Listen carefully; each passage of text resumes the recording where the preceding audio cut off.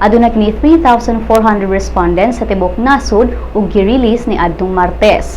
Si Poe nakuha og 39% nga score sa top presidentiables ug gisundan nila ni una standard bearer Jejomar Binay nga adunay score nga 24%. Liberal Party Bet Mar Rojas adunay 21% ug pang-upat si Miriam Santiago nga anaay 11%.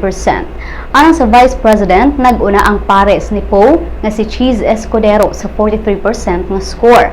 Gisundan siya nila ni Bongbong Marcos nga anaay 21%, Alan Peter Cayetano 11%, Leni Robredo 7% ug Antonio Trillanes 6%. Mao na kini ang ikatulong higayon nga nag-una si Grace Poe sa Pulse Asia Survey.